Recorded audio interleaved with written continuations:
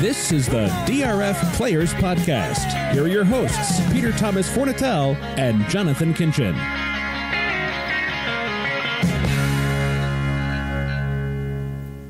Hello and welcome to the DRF Players Podcast. This is show 370, the September 28th, 2018 edition. I'm your host, Peter Thomas Fornatal, back with you from the Brooklyn bunker once again, hopefully sounding bright and clear today. Of course, it wouldn't be a DRF Players Podcast without some struggles with technology, and we're trying to find our first guest who did not hear the phone ring. Producer Craig, I'll just throw that little detail out there. Not sure if there's another way to try to connect or deal. Anyway, I'll leave that to you. Hopefully we'll get that sorted out. I am joined today for what appears to be a chock-full program with all the Key Breeders' Cup prep action going on this weekend by my co-host, a man. I don't know how he feels about smashing the patriarchy, but he's definitely interested in smashing the late double opening day at Santa Anita this afternoon. He's the people's champion, Jonathan Kinchin. JK, what's up? I can, if technology's not going to work, I can try to do a British accent. It's not great. I really just say, I say it in it a lot. That's all I do really differently, which is my favorite British phrase, which is the equivalent of right or in it. So it's my favorite. I think that Dick Van Dyke may finally have some competition for the worst English accent ever if we allow that to go out over the air. But I don't think we're going to do that. We're going to get on with the show today. We've had a lot of great questions, a lot of them looking ahead to the Breeders' Cup. My original plan was to table those and dive into them when we resume on Tuesday and sort of use them throughout the Breeders' Cup process. Some of them were for specific guests. I'm already trying to plan what shows are going to look like between now and the Breeders' Cup. Instead, with this unexpected time that we have while we try to wrestle with this guest situation, I'll make an announcement. This is good news, and it's not as dramatic as it sounds, but it is something I do want to talk about on the show just to let folks know going on. You know, we come on here and we talk about our personal lives from time to time, as well as the racing stuff. This is actually going to be, now keep in mind, the podcast will continue uninterrupted. However, this will be my last podcast as, wait for it, a DRF employee. I'm actually going to be freelance as of Monday. This is a mutually beneficial decision, not least of which allowing me to pursue my role as the co-founder, co-creator of the World Horse Players Tour in a way that won't have any conflicts with our friends at DRF. We'll still be doing 2 podcasts a week. Actually, that's not true. We will be adding a 3rd podcast a week. The DRF Sports Forum podcast should be debuting, I think, next Thursday. We're going to do some recording earlier in the week, talking NFL, talking college football occasionally. The first show will have a little look ahead to the Major League Baseball playoffs. Going to be a lot of fun. I'll still be writing in the form as well, but not as much. Going to be doing 1 column. Going to free me up to pursue some other freelance writing opportunities, both inside horse racing and outside horse racing. But the show should continue more or less unchanged. I honestly think it might improve things. I have sitting next to me in the Brooklyn bunker right now a box with a lot of fancy audio equipment. Now, granted, a lot of the times we've had issues with sound on this show. It's been internet connectivity stuff and stuff that you could have a professional recording studio, and as long as you're dealing with internet, you might still have problems. So I can't promise that everything is going to be all hunky-dory from... Hello. Hey, Nick, is that you? Hello. Hey, Nick, can you hear me? You got me. Excellent. I can hear you. I welcome back to the podcast from NBC Sports. You know him from his fine work at the Breeders' Cup. International listeners know him for much more than that. Nick Luck. Nick, how are you doing today? I'm very well, Pete. How are you?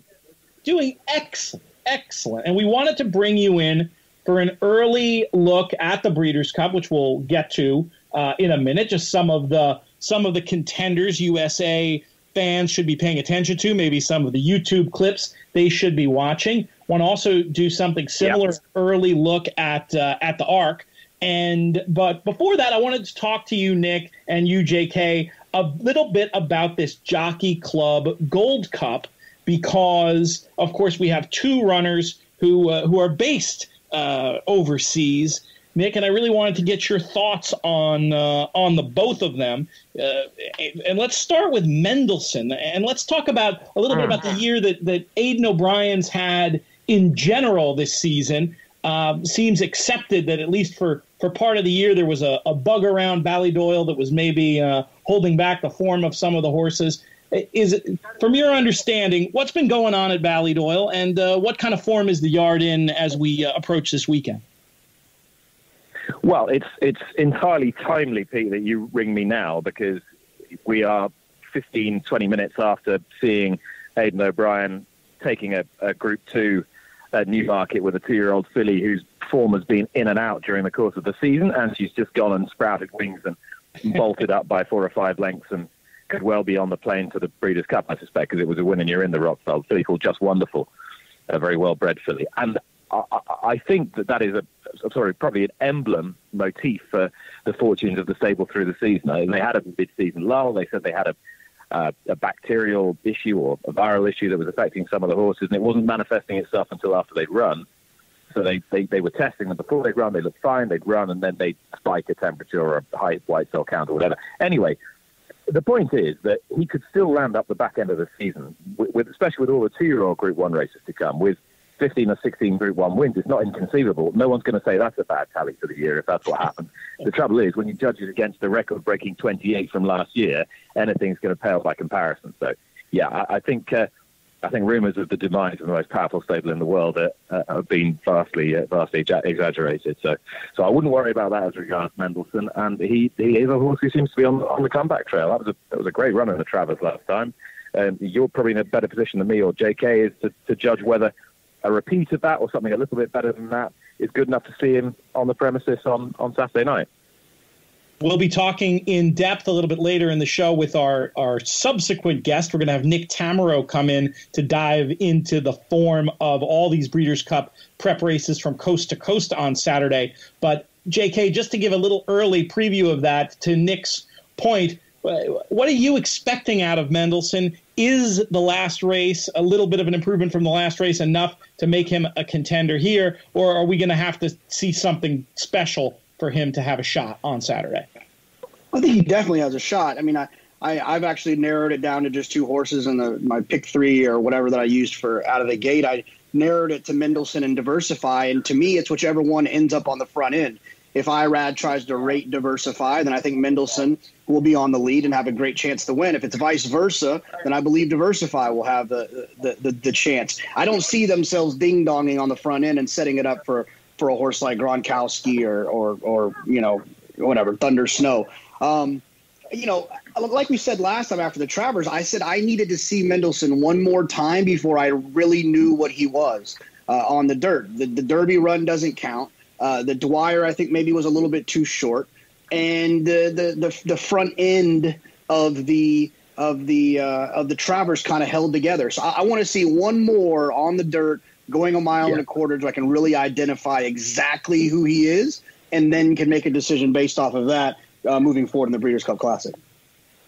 Sounds like you have some reason for optimism there, Nick, based on not just the form of the yard, but his ability, O'Brien's ability in general to bring one along.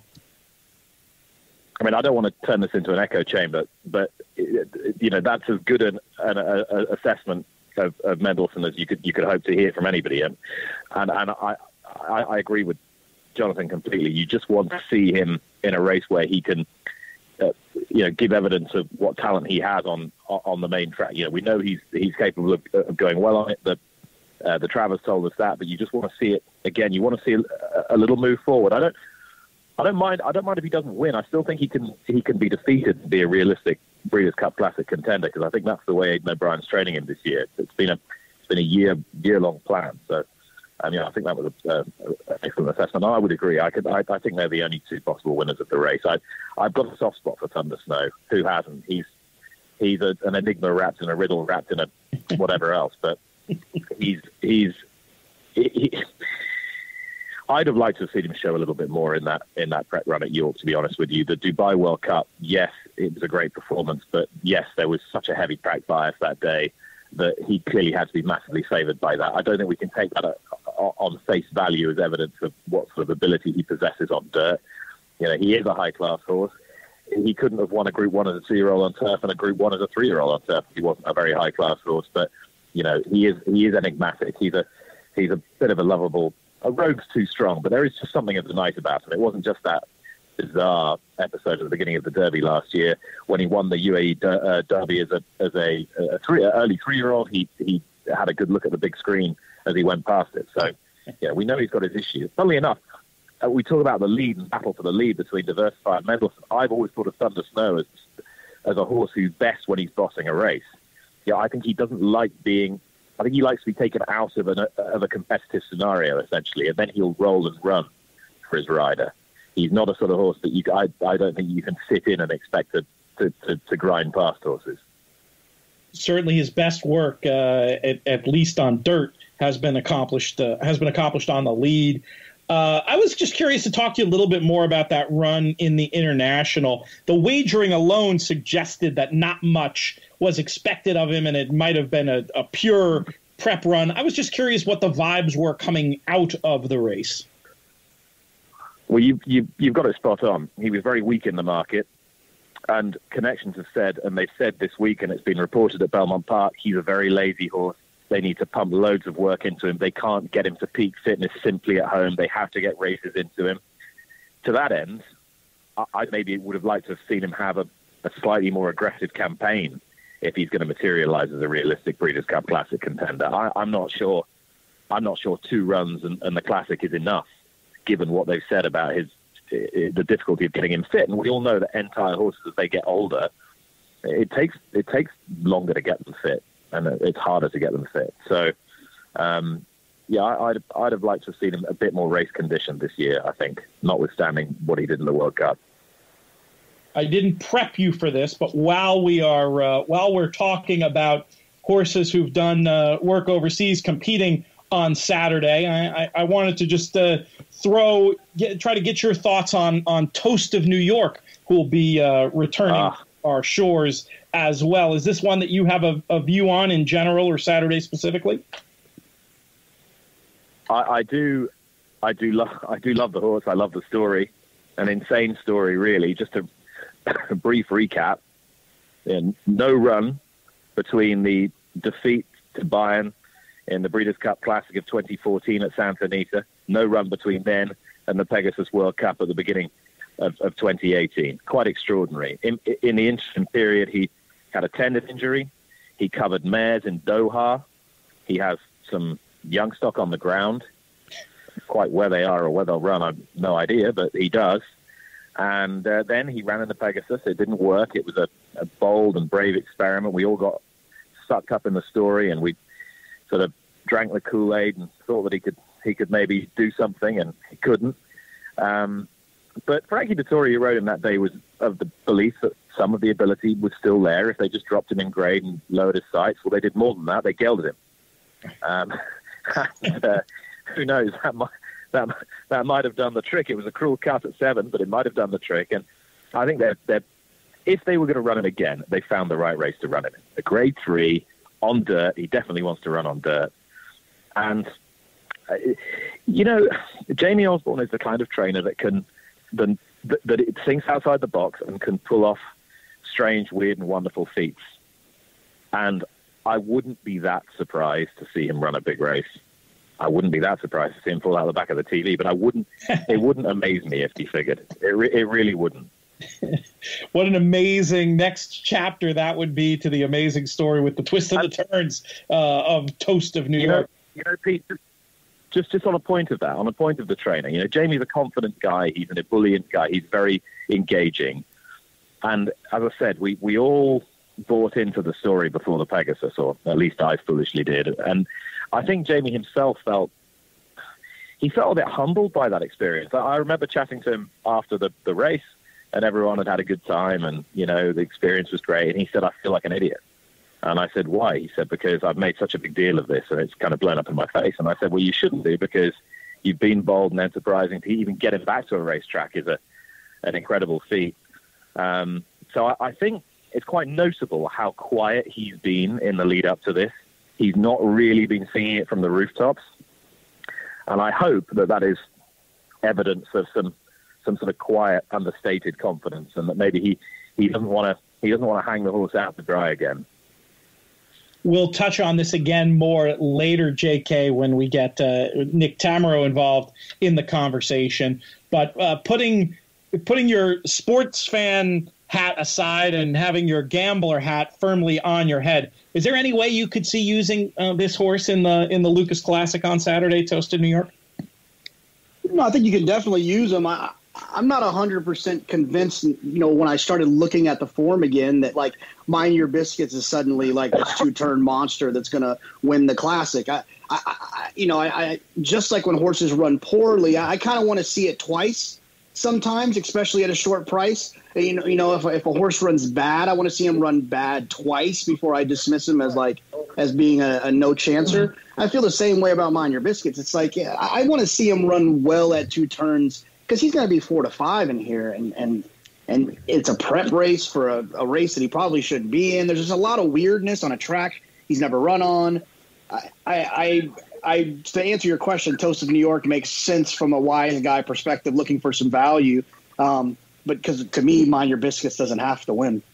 If he can recapture that 2014 form, he certainly has every chance off of that. And if the 15-1 of the morning line is right, it doesn't cost all that much to maybe throw into some combinations, especially if you're not confident in those at the top of the market. Nick, while we have you, I do want to look ahead to some races of interest and horses of interest to USA fans. Let's start by talking about the ARC, which we just learned this week is actually going to be part of a horizontal wager, a pick 4 wager involving a blend of USA and overseas races.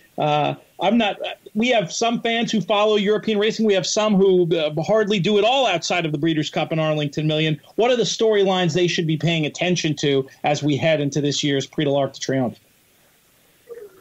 Well, John Gosden really is the man who has all the answers as regards the ARC and potentially the Breeders' Cup, insofar as that he has the 3 most talented horses in Europe, arguably, in his stable: Enable, Cracksman, and Roaring Lion. And Enable, that was a very, very sound comeback. Her defeat of Crystal Ocean in the September Stakes. You always worry, a horse has had that long off, she missed most of the season, she was so brilliant as a 3-year-old, she's a filly, is she going to train on? But she clearly has on that basis. She's a deserved market leader for the Arc de Triomphe. John Gosden's been making noises about the ground at Longchamp. He doesn't feel it's been particularly well maintained in the redevelopment, and he'd like to see a little rain for her, and quite a lot of rain, I think, he'd like to see for Cracksman, who it's now perceived is a soft ground specialist. I'm dubious as to the absolute wisdom of that sentiment, but he is now perceived as a horse who needs soft ground to be seen at his best, and his standout performance in last year's Champion Stakes tells us that. So if it was soft and he was back to his best, he'd be a huge player. Enable is the sort of clubhouse leader, if you like, and quite rightly so. She'll be ridden by Frankie Dettori. And as regards the rest of the autumn, if you like, the rest of the fall, those 2 horses and Roaring Lion are the horses we need to be interested in from Gosden's stable. Roaring Lion, 3 straight 10-furlong Group 1 victories, the Coral Eclipse, the Juddmonte International, the Irish Champion Stakes. It takes a formidable 3-year-old to do the treble, whatever the strength of the opposition. And it's been mooted that he could come to the Breeders' Cup Classic if he doesn't run in the Breeders' Cup Turf, perhaps with a run in the Kipco Champion Stakes at Ascot in the interim. All those options are exciting. Clearly, if you're a sportsman and you like seeing the best horses in the best races, you hope that he'll turn up in the Classic, and then we can all spend 2 weeks deciding whether or not he can run on dirt or not in time-honoured tradition. But it would be nice to see. I mean, as far as the ARC's concerned, so I've mentioned Enable and Cracksman. The other horse that has got to be very high on everybody's list is Sea of Class. She was absolutely brilliant when she won the Irish Oaks, and she was simply devastating when she took the Yorkshire Oaks. Now, fillies only. But the thing about the Arc is that 3-year-old fillies get such a huge allowance. They had a huge sex allowance and a huge weight allowance. If you get one in form that's really on a roll, then they're at a massive advantage. James Doyle is going to spend the next week sweating and sweating and sweating and sweating to shed the 3 pounds he needs to shed to make the weight. Otherwise, he won't ride her. And William Haggis, I think, believes that this is the best horse he's ever trained. He's a fabulous trainer, and I think he's been waiting his career for a horse like this. And she's got to factor in calculations. But again, ground, I think, for her is important. Her sire, See the Stars, won the race in 2009. Her Grandam Urban Sea, of course, won the race in 1993. In the same colours as both those horses, Sea of Class. Feels like the Arc is her destiny, but they don't want too much rain. And of the home team, there's not that many good French middle distance horses around. But André Fabre might run a couple. And I thought Valgeist, who won the key trial of Pufoy, or trials weekend and beat his 2 stable companions last year's Breeders' Cup Turf winner Talismanic and Flock of Stars last year's Art runner-up. Thought Valgeist looks a very good horse on that occasion. And I think he is a player potentially for the Arc and also possibly for the Breeders' Cup Turf if that's the way they want to go. So I think those are the sort of European horses you want to keep in mind for next weekend and then possibly for Breeders' Cup Turfs and Classics and so forth. I love it. Now, is it correct that despite the success of Talismanic, I feel like the French form in the last couple of years has developed a reputation for not traveling so well or maybe not being up to the standard that it once was? Is that a generalization, or do you think there's something to that? It's both. It is a generalization, but I do think there's something to it. You know, it's a bit early to be saying, oh, what's happening to French bloodstock? They haven't got as many good horses as they used to have. But, you know, you would like to see greater strength and depth from the home team as regards next week's Arc. But when you've got trainers of the caliber of André Fabre still very much in business, and Alain Dubray and others, some exciting young trainers coming through the ranks in France as well, the likes of Francis Graffard and Henri Devin. I think they'll be forces to be reckoned with in years to come if they're not now. And so it's not all doom and gloom. But yeah, you would like to see a little bit more depth to some of the top races. And it seems quite significant how many of the group and graded races that have been run in France, particularly at Deauville this season, have gone the way of British trained horses. Let's take just a minute or two, Nick. We won't go too deep into the weeds. There'll be so much time to talk about it between now and the Breeders' Cup itself. But I was just curious to get a couple other names of horses for the Breeders' Cup that USA fans should make sure to be familiar with, and you know, just pick a couple that come to mind for whichever division. So maybe some of the fans here can get a jump on looking at some of the form. Yeah, I think a couple of horses to keep an eye on. I think Expert Eye will almost certainly make the trip to the Breeders' Cup Mile. A horse who have on occasions looked very exciting, particularly once as a 2-year-old at Goodwood and in the Jersey Stakes at Royal Ascot this year. He's come up short a couple of times at Group 1 level, but he's definitely a Grade 1 horse, Juddmonte horse, trained by Sir Michael Stout, acclamation. He's a fast miler rather than a grinding miler. You know, I wouldn't fancy him on a stiff straight mile in Europe, but I do like him as a horse who can run around the bends here, get a blow in, and then produce a decent turn of foot. So I see him as the right type for the Breeders' Cup Mile. I think he's a horse we need to be interested in. Of course, with the very sad defection of Alpha Centauri, that race has been thrown completely wide open. I think the French could have a couple of interesting challenges for that as well, but it's a bit early to say exactly who they'll be. As far as the juveniles are concerned, I think the filly who won this afternoon, if she just wonderful, I think if she comes for the Breeders' Cup Juvenile Fillies Turf, she's quite an interesting contender. As I said at the beginning of this, I don't really think that the overall balance of her form has done justice to her talent, but she appeared to show it today, and I think I'd be happy to judge her on today as well. The race tomorrow, the Royal Lodge Stakes at Newmarket, that could have significant ramifications, I think, for the Breeders' Cup Juvenile Turf Colts division, because the front three in the market, I think, could all have that potentially on their card. Beat Boxer of John Gosden's Unbeaten Son of Scat Daddy, Cape of Good Hope for Aidan O'Brien, Full Brother to Highland Reel, and another Scat Daddy who cost 700 grand called Cadar, who I really liked on his debut at Haydock, and I selected him for tomorrow's race. So I think, and that's a Phoenix Thoroughbred horse as well, and they're going to be keen to have Breeders' Cup runners. So I think all of those three are worth keeping an eye on. And then you've got the new race, the Juvenile Sprint.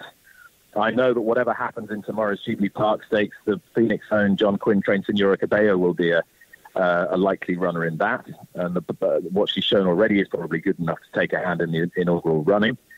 So that's a few to toy with for the time being.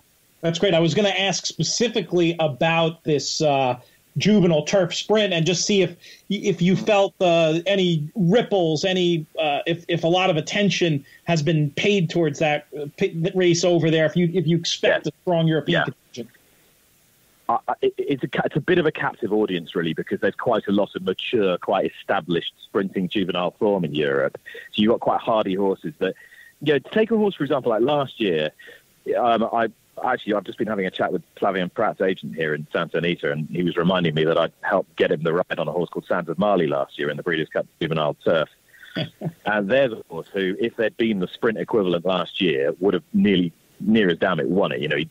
He got them all off the bridle and then just didn't stay the distance in the mile race. But there's whether you like it or not, there was a gap to be plugged if you're going to attract European 2-year-olds, and I think the race will attract plenty of them. I mentioned Senora Cabello. I wouldn't be surprised if the Flying Fielders Win a Soldier's Call came over for Archie Watson. He'd be a big player. I think it's going to serve a function in and of itself. And I think the other point of it is that I think it'll get a broader spread of European horsemen and trainers to the event, possibly people who've never been before. And that, I think, will serve quite a useful purpose in just opening the event up, opening their eyes to the event, and possibly, then get loyalty from European connections in years to come. So I do think it'll serve quite a useful purpose from that perspective. Terrific. All right, great stuff. We're going to let you go, and because no good deed goes unpunished, we'll try to get you back without taking up too much of your time one more time before the Breeders' Cup itself. Thank you so much, Nick. Nick. It's a pleasure, Pete. Take care now. Have one in the Eddie Logan for me today.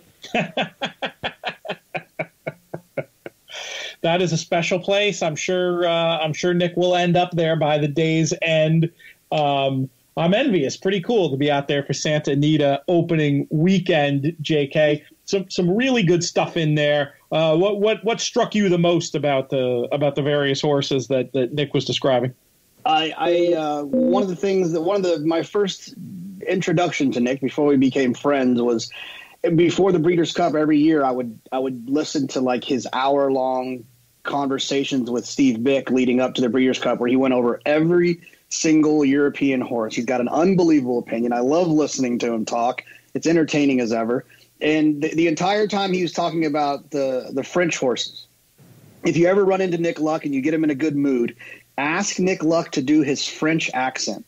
It is hilarious. We were in a cab one time, and he was pretending to be French to the cab driver, and it was literally one of the best 15 minutes of my life. It was the funniest thing ever. Did the cab driver speak French? No, but he was talking to him about some French horse, and the guy was like, well, asking him about France and stuff. It was really funny. That's great. It can't be better than his Lafitte Pincay Jr. impression, but I now need to. I suddenly want to hear both. But anyway, thanks so much to Nick Luck for taking time out of a busy schedule out there to join us and chat about that stuff. Glad we were able to get that going. And any minute now, we should have Nick Tammaro joining us. We'll have to do a speed round, JK. We have so many races to talk about. But while we're waiting for Nick, I had just given that news about hopefully what some of the improvements of the show are going to be starting next week. You cool to continue to roll with me for a while on this podcast thing? Yeah, PTF. Where you go, I go, big fella. I like it. You're very kind. And it should be a lot of fun, and hopefully some exciting news coming up. We've had a few people following up about the World Horse Players Tour. We obviously can't go into tremendous detail, ongoing negotiations and all that, but I'll just let you answer the question, JK. Are things progressing, and is there any information at this point that can be shared with the listeners and fans? Look, we've had some conversations that are all very encouraging. We we have not had that conversation where it's like, oh, well, that's not going to work. Every conversation we've had, every road we've gone down, those roads are still being traveled. So, I guess the biggest issue, if we're being honest, is we've got a goal of trying to get rolling by next March. And obviously we're up against it with time in regards to that. But we're moving in the right direction. Things are progressing just fine. Excellent. And that hello you hear in the background is a familiar voice returning to the podcast. You know him from his work at the Bayard Speed Figure Team. Fantastic Twitter follow, public handicapper of great renown, and one of the faces you saw on that World Horse Players Tour pilot. I'm talking about Nick Tammaro. Nick, what's up, my man? Thank you, Pete. That was quite the introduction. Of course, you forgot to include that I don't listen to instructions, and I was instructed to not say anything until I was introduced, but that didn't go as planned. So I was going to blame producer Craig for that one. So No, not producer Craig's fault. No, not producer Craig's fault. Not my fault. No worries at all. We got a lot of races to talk about, Nick, and not all that much time to do it. I say we dive right in to some of these Breeders' Cup prep races. We'll start at Belmont. We'll work our way west. That means the first race we're going to talk about is the Vosburg. We were talking about this race on the show the other day. I was talking about Imperial Hint's international price, which was 1-2 at the time, which made me cringe, at least from an anti-post bet. JK said you're going to want to borrow money to bet 1-2 for how short this horse is going to be on the day. And in fact, the morning line does have Imperial Hint at 1-5 for the Vosburg. Is that price justified? Is this a race you're going to be betting, Nick? The price should probably be somewhere around 1-100. I would say he is a virtual cinch. I hate to be that guy, that prognosticator guy that says things like this, and then people go back and say, "Oh, yeah, he was a cinch." But boy, this is one of those where he looks like he could win this race running backwards. He's just so much better than all of these horses, and let's be honest. I appreciate the connections of horses like Forge and Maniacal and Sight for Sore Eyes. Still crazy running in here, but they're all coming out of claiming races. This is a real Grade 1 horse. This is one of the best 2 or 3 sprinters in America. So I think the 1-5 morning line is justified. And if I can get 1-2 on him, I'm not a big better at 1-2. But if you have that proclivity, then you should do it. JK, I assume your opinion hasn't changed much now that you've seen the actual fields come together for this one. No, from a timing standpoint, I won't go in circles about this, and I think Imperial Hint wins for fun. That's not a sharp, bright opinion. I did want to bet Mr. Crow. I think he was entered like last week in a race, and he scratched and shows up here. I think he was kind of on the bad part of the track last time they ran at Saratoga. I don't think he's going to beat Imperial Hint, but I think he's probably the horse that you want to run second. If you're looking at the horizontal wagers at Belmont tomorrow, Nick, would you be inclined to just leave this race alone, or would this be a single in the first leg of the pick 5 as opposed to just look to start the pick 4 fresh in race 8? Yeah, I think if you're capable of playing the Naira Bets pick 5, I think you would just single Imperial Hint, and you'd want to be betting into that pool anyway, given the takeout and the expected, the normal return. So I think you would just single Imperial Hint and move forward and not really waste any money on backups. Let's go ahead and move on to race 8, the Turf Classic. JK, a bunch of horses in here that I know you have strong feelings about. In fact, 2 I know at least who've caused you a lot of wagering pain throughout the year in Spring Quality and Carrick. And then you have horses I've heard you go on very positively about, including Channel Maker and Robert Bruce. And then there's High Happy, the horse for whom you have an almost irrational. Actually, I'm going to skip the almost. The horse for whom you have an irrational dislike. Who's going to win this Turf Classic? Yeah, I think you need 3 horses, and that's what I used in the pick 3 that I gave out of the gate. Robert Bruce, Sadler's Joy, and Channel Maker. I think the interesting one here is Channel Maker, who just couldn't get by Glorious Empire last time. Kind of put himself into the race and usually finds himself a little bit further back, but still ran well enough in that spot, kind of outside of his normal running style. I think that horse is probably going to present the most value. Sadler's Joy, if he's in a race, I think you kind of always have to use him. I don't think he's ever you can never single him, but you can never toss him. In any race, in any circumstance, going between a mile and an eighth to a mile and a half. So you got to use the horse. Robert Bruce is going to be extremely overbet off the million win, off the Chad factor. And so although he can definitely win, I'm going to try to get a little bit cute and hope the channel maker can get by him late. All right. You're being very consistent there, sticking with the three horses you've tipped in the past and fading all the others. Nick, is this as simple as JK makes it sound? Yeah, I don't think it's a particularly complicated race. I don't like a couple of horses that he does. That's the only difference. The horse that I want to bet out of the Sword Dancer is Spring Quality. I felt like he was really the only one who even made a modest off the pace move. And granted, yeah, he was inside for most of the way, but when he was actually able to start running, he did a little bit, and that was just almost the epitome of a merry-go-round race. I also feel like the mile and a half at a two-turn configuration suits him very, very well. I've long felt like that's not Sadler's Joy's trip at all, and I think there now needs to be a pretty significant amount of concern about whether Sadler's Joy is quite at the level that he was at this point last year. To me, he's always been more of a three-turn horse. He clearly is always at the mercy of the pace, and I hate to say it, but there's no speed in here. So what I'm hoping for, because I probably hate High Happy even more than Jonathan does, I'm hopeful that there is some collective thought on the part of Tom Morley and Donegal, and somebody determines that if Carrick wants the lead, he can have the lead, and he can probably have it about as easy as he wants. And that, to me, in a race where he's stepping forward class-wise and tackling a bigger objective than he's ever had, the easiest approach to trying to win this race to me would be for him to go to the front.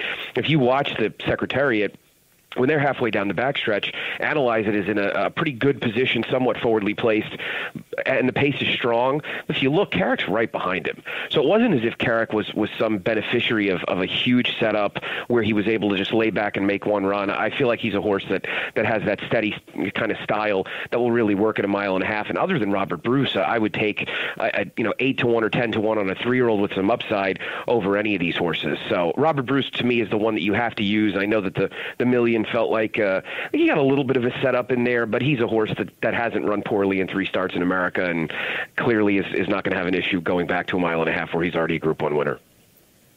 Great stuff, Nick. And at some point, we can't today. We have too many other races, but I think that's a really interesting grounds for further handicapping chatter about the difference between people talk all the time about the difference between 1-turn and 2-turn. You don't hear as much the difference between 2-turn and 3-turn. Well, next time we have you, we'll delve into that subject a little bit more. But in the meantime, let's move on to the Grade 3 Pilgrim, which goes as the 9th at Belmont on Saturday. Nick, we'll keep it with you for your thoughts. You know, this is a fun race, and this is one of those where I was actually talking to Steve Bick earlier about how you get a lot of horses in these types of races that have shown speed, whether it was at sprint distances or some of them going longer on the turf. And you actually have Dashing Dan and Vineyard Sound, who are stablemates that are drawn adjacent to one another, and they each kind of seem like they'll want to employ the same tactics. So you wonder if the pace in this race could end up getting a little quick, which obviously is going to play into the hands of Javier Castellano on Opry, who won the With Anticipation with a pretty big off the pace move, and clearly is a horse who's exhibited some talent in the morning. That's probably why Todd Pletcher was willing to run him as a maiden in the With Anticipation. He's the horse to beat, but I like 40 Under, who I feel like is drawn very well and improved clearly by leaps and bounds at his first turf start. The Uncle Mo's have always done well on turf. This is a horse that had just kind of a modest pedigree on the dam side, so there was really no great amount of certainty that he would improve on the turf. But Jeremiah Engelhardt is just a tremendously talented trainer who can spot his horse as well.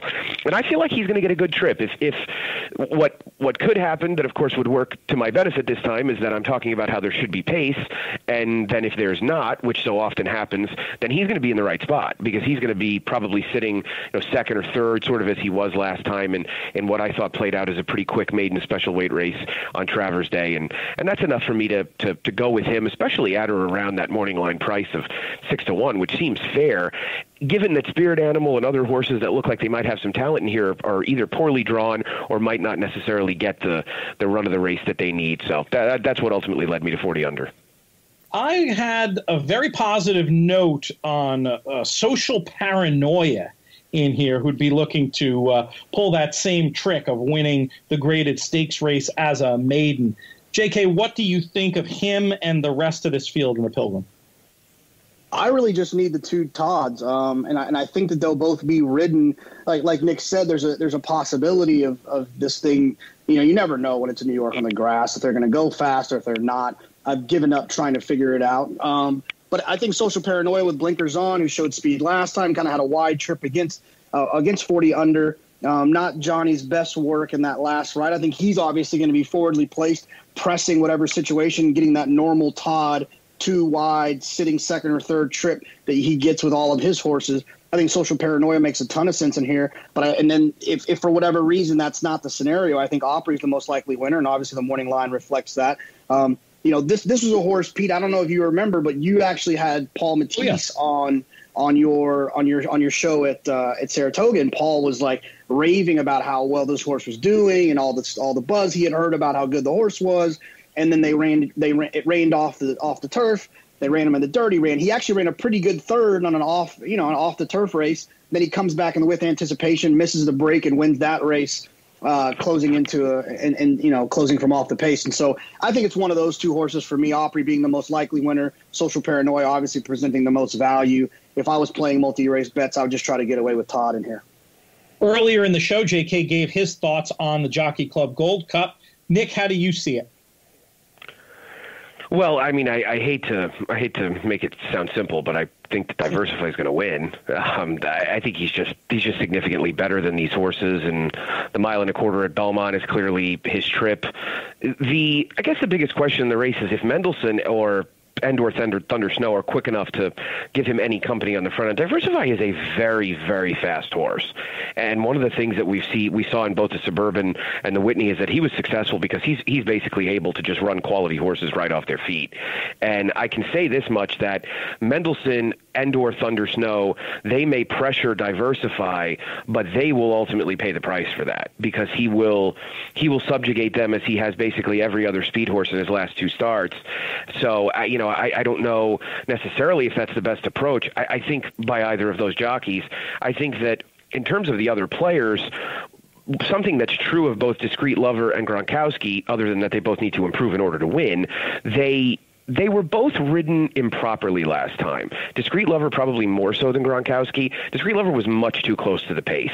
And if you look back at some of his past races, this has happened before where I think maybe Manny Franco felt like they were going to be going a little slower than they did. But either way, this is a horse who needs to lay back and make one run. And I feel like that late run was just totally nullified by being a little too close to the pace and making a bit of a middle move. I think the same thing is true of Gronkowski, who in the Belmont showed that he's the kind of horse that just wants to completely drop out and make one run, and now he'll be able to do that. I think the 1.25 miles at Belmont may suit him quite a bit better, given that he seemed like the kind of horse that would benefit from wider sweeping turns and clearly would benefit if there's pace in front of him with Thunder Snow and or Mendelssohn pushing Diversify. So, I mean, I'm gonna bet a Diversify, Gronkowski, Discreet Lover trifecta and try and really just get the two of them behind him, and then also have Discreet Lover in the second spot a little bit behind Diversify, trying to inject a little value. JK, what is your view on Gronkowski? I've heard that point that Belmont might just really suit him and the way he moves. Is he a horse who will be anywhere as a backup or anything for you, or are you really just all about Diversify with a tiny little bit of Mendelssohn? I think probably the second one, Diversify with a tiny little bit of Mendelssohn. I don't think that Gronkowski can't win. I just don't see the scenario in which how he does. Like I'm with Nick. Like Diversify reminds me a lot of. This might not be he might be better than this horse, but this horse has a better body of work, so I don't mind comparing him. He reminds me of like Game On Dude. Like the faster they go, the better off he is. If he goes 48. He's going to get beat. But if he goes 46, he's got a better chance of winning. We've talked about horses like that in the past, and I think that Diversify is one of those. The only tricky thing that I just worry sometimes that the connections and the riders in situations leading into the next big race, they can sometimes get a little cute. Rate the horse, let Mendelssohn go, let Thunder Snow go, and try to sit off of him. And if that happens, Diversify's 4-5 suddenly becomes 3-1 chances of winning. And I just don't. That doesn't make me feel comfortable. What I really would love to see happen is I would love for Diversify to wing it, and for Mendelssohn to chase him, and for Mendelssohn to stick around, and then I can bet Mendelssohn in the Classic because he actually ran well. But it's just you have no idea what these guys are going to do, what Ryan Moore's going to do. He was pretty aggressive in the Travers getting him out of the gate. Diversify breaks a step slow. Suddenly Mendelssohn's on the lead. Irad sits off of Mendelssohn, and now it's a completely different race. I just feel like whoever's on the lead is going to win. And 8 out of 10 times, 9 out of 10 times, it's going to be Diversify, so he's the most likely winner. The other horse I see getting on the lead is possibly Mendelssohn. I don't really believe that Thunder Snow is as good as his Dubai World Cup might have led us to believe that he is. Let's move it a little bit out into the middle of the country and go to Kentucky and Churchill Downs for the ACAC. JK, I know you specifically wanted to talk about this race on the show. What are your views? Oh, no, well, just to be clear, because I don't have a great opinion here, I just felt like we had to talk about it because it is a Breeders' Cup Mile prep. Our Dirt Mile prep. I didn't want to give out a boring horse. I actually think that Awesome Slew, who I have loved to hate and hate to love, where I've completely tossed him in situations where he's bet. I've used him when he's a price. I've talked about the string of about 10 races last year where he was finishing to freaky type of horses. I think he's kind of happy to be back at home at Churchill where he's run some good races. And I actually think he might be coming into this one all right. I don't love a lot of horses in here. CZ Rocket, Seeking the Soul, both of those horses make sense. But I think I want to bet Awesome Slew based off the last performance. He was buried down inside last time in the Forego and didn't run poorly that day, but he still didn't run back to his old self. I'd like to give him another shot at what could be a better price than you typically get on a horse of that caliber. Nick, what is your view on the ACAC? Yeah, I don't disagree with Jonathan's point about the price being better. I mean, the price is certainly better because he's kind of looked horrible this year. Going back to the Churchill Downs, I think you would have made him about 1 to 5 straightening away. Hold that race aside. The last 3 have been dull, but maybe didn't get the right kind of thing to happen last time. So there's something to be said for that. I didn't have anything clever in this race. I thought that CZ Rocket would win. I thought he's drawn very well, and I can understand an argument for Seeking the Soul going back to a mile. But I mean, you're making an excuse for a horse that's a Grade 1 winner at 9 furlongs. In doing so, maybe you might believe that Javier Castellano gave him the wrong ride last time, being a little bit too forwardly placed, but boy, he stopped on a dime. So not an encouraging performance. I feel like of all the horses that are getting back home, so to speak, the one that benefits most is CZ Rocket, who's run very, very well at Churchill and who should get, I think should get a pretty good trip stalking on the outside. So I would say if you're looking from a value perspective, then I think you're going to give a horse like Awesome Slew a long look, but I do consider CZ Rocket the likeliest winner. Giant Expectations is an interesting horse in here. The mile, I think, is absolutely his best trip.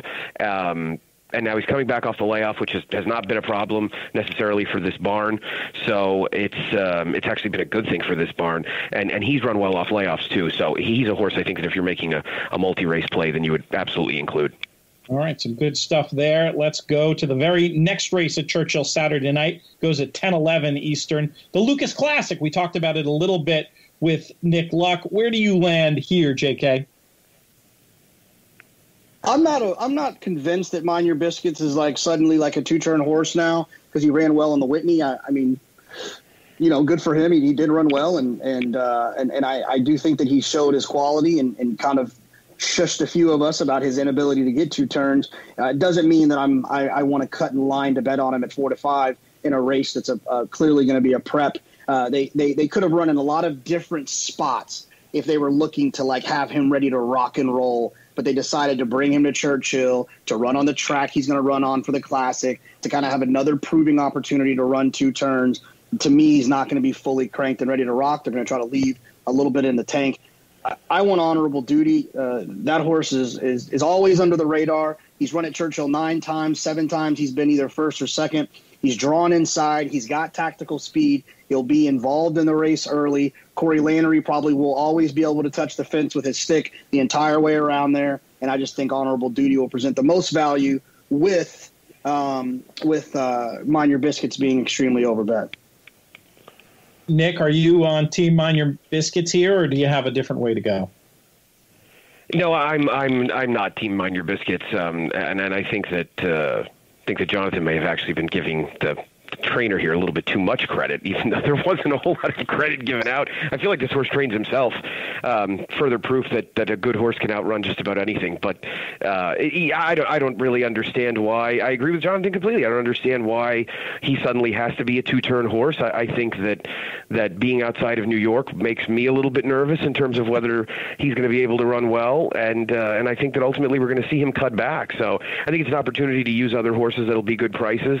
Honorable Duty won't be a great price, but I think he'll be 3-1 or so as the public really zooms in on Mind Your Biscuits, and that's good enough for me. He's a horse that's obviously always excelled at Churchill and should get a very good trip. He's versatile enough to be close if the pace is slow. I think the pace will be solid in here with Flowers for Lisa signed up, and that'll set the table. The other horse that I'll use at a price is Term of Art, who was making up some ground in the Woodward, and I think just the angle there is that class-wise this is a significantly weaker race. So that's enough for me to take a bit of a chance, and he's a horse that now in Brad Cox's barn I think has a little bit of a new lease on life and certainly can move forward. I was laughing there thinking about how sometimes I get a little bit nervous when I'm outside of New York, but not when I'm in a state or country with major horse racing. Then I instantly feel it at ease once again.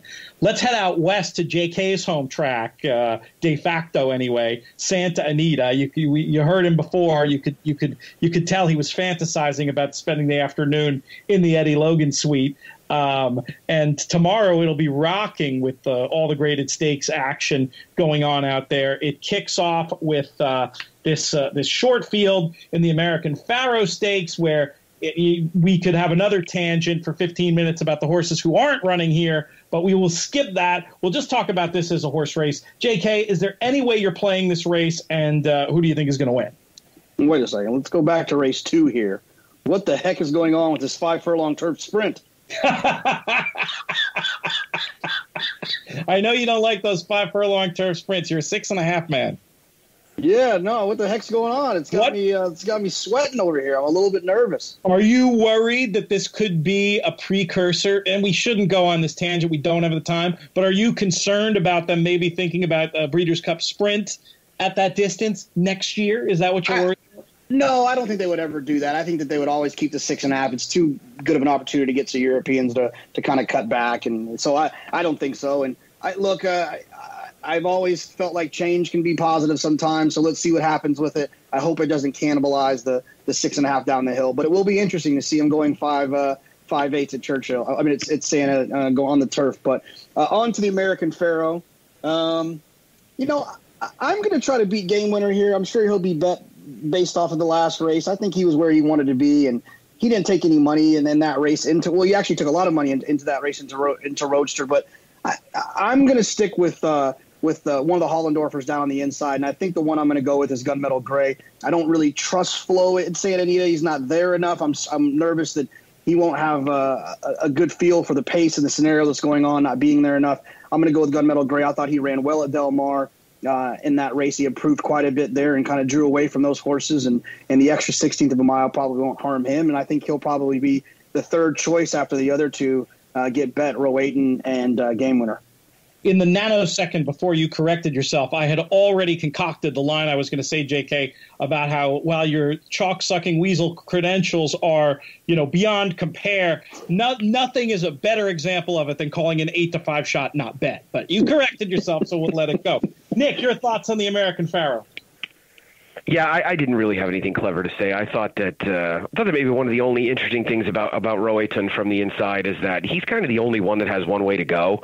And if Game Winner is a little conservatively ridden, then maybe Rowayton can clear and get a little bit brave on the front end. I thought that they looked like a little bit of a hungry group in the final furlong of the Del Mar Futurity, and I think that would lead you in the direction of a horse like Gunmetal Gray. But we'll see. Game Winner seems like a pretty logical favorite, so I didn't have really much clever to offer, and nobody should really value my opinion in the Southern California track anyway. Hey, I've seen you do well out there. In a race from Maryland. Race 9 is the Chandelier. Another short field here lined up. Despite that caveat, Nick, you've got a great opinion. I'm curious what you think. Now obviously of the two, this is a cool race because you just got a lot going on here, and the Del Mar debutante was so surprising from the standpoint of what we expected going into it and what ended up happening, and everybody was buying Brill, was buying high, and now all of a sudden nobody likes Brill, and she'll end up probably being the third choice or so in this field. This is a race where it feels like there's probably going to be a little too much going on early for any of those horses to survive. So it's going to become a matter of who gets that sort of mid-pack stalking trip that can ultimately withstand the distance. And it feels like at the price, the horse you're supposed to like is Vibrance. It's Bellafina wasn't exactly screaming for another furlong. Now, granted, I don't want to hold against her that she was involved in a super fast pace last time and was sort of the last filly standing. But Vibrance is a horse that's been 2 turns, that is going to be able to settle and make one run. It's exactly the right kind of fit for Rosario, and I'm sure he's going to leave the gate hoping that Mother and Brill and Derlou and Bellafina to some extent all sort of battle. And if that happens, then I feel like she'll be in a great spot. And I don't think she'll go off 8-1 because clearly people will be able to put together the same logic I did. I'll take 6-1 or so.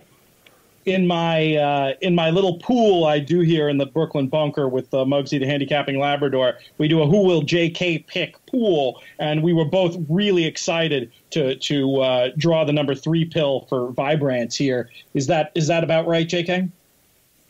I do like Vibrance here. I wish her figure was a little bit faster last time.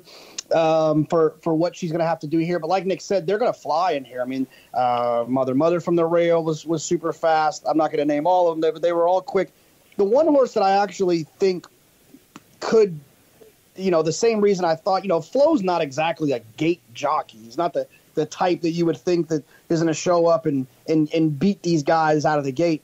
I think Brill might actually fall back a little bit. She was, she showed she actually missed the start in her debut, but she had a huge number there. I think maybe she went a little bit too fast last time. I think the added distance, hopefully if she falls out of it a little bit and kind of sit in that second flight, I think she could be tough in here. So I'm going to go with Brill, but I really do. I like Vibrance as well. All right. Let's go on, JK, to the Rodeo Drive. Where are you in that one? Yeah, this is a trick one. This horse, Vasilka or whatever, we talked about last time. It's just a cool story that she was running in these starter allowance races and then won a stake. I think the what's the term? The slipper, the glass slipper has been lost at this point.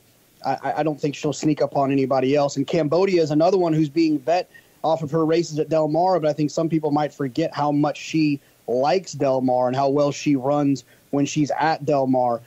Queen Blossom is one that I think is a little bit interesting. Has won at Santa Anita in the past, and I think that she could be tough in here with Florent. Richie Baltus also gets them ready to run here at Santa Anita. So I'm going to give Queen Blossom a little bit of a look here. I think the 2 horses that are going to be bet aren't very likely in this spot. Nick, what do you think? I'll tell you, it's funny. There was a big pick 6 carryover at Aqueduct on a Wednesday afternoon last November, and Basilica won the first leg of it, and that was I believe a 40 claimer, 32 claimer, and now she's going to be 7-5 or so in a Grade 1. So it just goes to show you what can happen, what a difference 10 months or so can make. And I didn't really have a huge case against her. I thought she looked clearly to me like the horse to beat. She's, if you want to look at speed figures, she's every bit as fast as Cambodia, if not a little bit quicker, and should be in really the kind of horse you can position almost anywhere. They've turned her into a little bit more of a one-run type, maybe more of a grindy type than anything else. But she's able to handle anything thrown at her, and I don't have in a normal Grade 1, maybe you'd want somebody against her, but I'm not in a big rush to bet Cambodia, who, as Jonathan said, has been a totally different horse at Del Mar than she's been anywhere else. And I think running style-wise, Basilica might even be in a better spot. There's not an abundance of speed in here, so we'll see if anybody maybe changes tactics and makes more of a move to the front than we'd expect. I honestly feel like if that happens, then it might be Basilica who does it. So I'm expecting her to win again, and I think this ends up playing out as a pretty cool story. Race 11, the Awesome Again, Grade 1, some major Breeders' Cup classic implications here. JK, quick glance makes it look like a match between West Coast and Accelerate, but I know you have a lot of strong feelings about the Lieutenant. How are you going to play this race? I want to be creative and pick the Lieutenant. I wish it was a little bit longer. I think the 1 1/8 is going to be probably a little bit too sharp for him. I mean, I'm just kind of like waiting to bet against West Coast. I know that doesn't might shock people considering the Silver Wig affinity, but I just think Accelerate's too good for these horses, and I think that West Coast, the fact that it took him this long to get back to the races is definitely something that could be a concern. Bob Baffert is why he wins so well. There's a lot of reasons why he wins a lot of races, but one of the main reasons is he doesn't really put horses in races like to need one. He puts them in to try to win. And for me, he would have found a spot sooner in the year if his horse was doing well. Clearly wasn't doing well. I don't think that after the Pegasus, they said, you know what, we're going to give him the whole year off. We're going to run him in the Awesome again, and then we're going to show up in the Classic. Clearly there were some setbacks, some issues there. I'm going to try to beat him with Accelerate. Accelerate's going to be a short price, but with West Coast in there, you'll actually probably get a better number on Accelerate than you probably should get. Nick, is this a match, and which way are you going? Yeah, it's a 2-horse race. I hope Accelerate wins by 15 so that he goes off 7-5 in the Breeders' Cup Classic, and I can bet him nowhere because I don't trust his trainer to win outside of California with any horse. So that's honestly what I hope for. Now, the part of me doesn't hope for that, wants West Coast to at least run decently enough to then bet him back. I will make probably what will sound like a bit of a silly assertion about West Coast. I think he's a better horse when Mike Smith rides him. So I don't know. I think there was a little bit of disappointment about some of the races that he ran earlier this year. I don't think that being stuck behind Thunder Snow on a speed bias track and running second in Dubai is anything to be ashamed of. And I thought he ran a good second to gun runner at Gulfstream. Obviously, if he's coming back at the end of September off a Dubai trip, then something happened. And I would certainly plan on Bob Baffert knowing whether he needed to run the horse, what the horse was prepared for, and maybe what's going to happen with him down the line, as opposed to needing to win tomorrow. I guess the pressure more is on Accelerate and John Sadler. I don't know. I've seen people say that he could become the horse of the year or some ridiculous nonsense like that, which I don't understand. So I don't know. I mean, as I said, I hope he wins. I hope he wins comfortably. I hope he looks like he did last time, because then that makes the matchup with Diversify and anybody else that much more interesting. But I can tell you this much. There's no circumstance under which I would bet this horse at Churchill. I do feel like those bullets in the last 2 workouts for West Coast, not having seen the workout report yet, but I do think that signals readiness. And I'm a little surprised JK, Silver Wig and all, is so anti-West Coast. For me, this is one I'm just super duper interested in as sport, and I think could have obviously will have major implications going forward. Definitely one to set a timer and make sure that you watch, even if you're not betting. It goes 5:12 Pacific on Saturday night. And that is all the time we have. We're overtime, actually. I want to thank Nick Luck. I want to thank Nick Tammaro. I want to thank JK. I'm not sure who the best handicapper in Texas is, but he's odds on to have been on this radio program. I want to thank producer Craig. Most of all, I want to thank all of you out there for listening. Lots of questions. We'll get to them going forward. Feel free to ask some more. Going to have a lot of time to talk about Breeders' Cup and all that jazz as we move forward over the next few weeks. We will be back on Tuesday. I'm Peter Thomas Fornatale. May you win all your photos.